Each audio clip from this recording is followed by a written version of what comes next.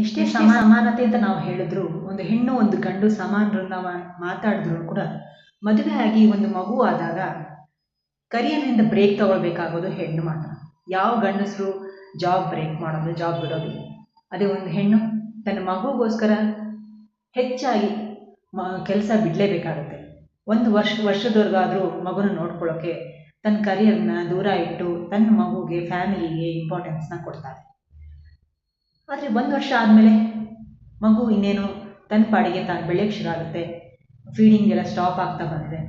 ಈಗ ಏನು ಮಾಡೋದು? ಮತ್ತೆ ನಾನು ಜಾಬ್ ಹೋಗಲ್ಲ, ಬೇಡವಾ? ಏನು ಮಾಡೋದು? ಡೇ ಕೇರ್ಗೆ ಹಾಕೋದಾ, ಅಥವಾ ಮನೇಲಿ ಕೇರ್ ಟೇಕರ್ನ ಇಟ್ಕೊಳ್ಳೋಣ ಅಂದರೆ 15,000 to 20,000 ಕೇಳ್ತಾರೆ. ಏನು ಮಾಡೋದು? ಹೇಗೆ ಮಾಡೋದು? ಮತ್ತೆ ಜಾಬ್ನ ಹೇಗೆ ಶುರು ಮಾಡೋದು? ಮಗುನ ಹೇಗೆ ಮ್ಯಾನೇಜ್ ಮಾಡೋದು? ಈಗೆಲ್ಲ ಯೋಚನೆ ಮಾಡ್ತಿದ್ದೀರಾ? ಹಾಗಾದರೆ ಇಲ್ಲಿದೆ ಸೊಲ್ಯೂಷನ್. ತಾರಾ ಸಮೂಹ ಡೇ ಕೇರ್.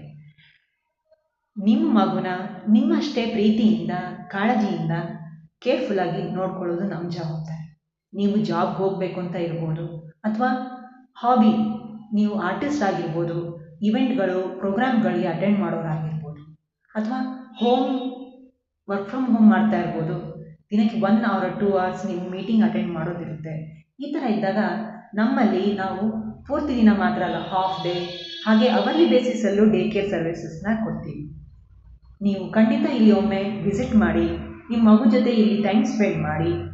ನಿಮಗೆ ಇಷ್ಟ ಆದರೆ, ನಿಮ್ಮ ಮಗುಗೂ ಈ ಪ್ಲೇಸ್ ಇಷ್ಟ ಆದರೆ, ನಿಮಗೆ ಒಳ್ಳೆ ಕಾನ್ಫಿಡೆನ್ಸ್ ಸಿಕ್ಕಿದರೆ ನೀವು ಆಮೇಲೆ ಇಲ್ಲಿ ಫುಲ್ ಡೇ ಅಥವಾ ಅವರ್ಲಿ ಬೇಸಿಸಲ್ಲಿ ನಮ್ಮ ಸರ್ವಿಸಸ್ನ ತಗೊಳ್ಬೋದು. ದಯವಿಟ್ಟು ಒಮ್ಮೆ ಭೇಟಿ ಮಾಡಿ ನಿಮ್ಮ ಅನಿಸಿಕೆಗಳನ್ನ ತಿಳಿಸಿ. ಧನ್ಯವಾದಗಳು.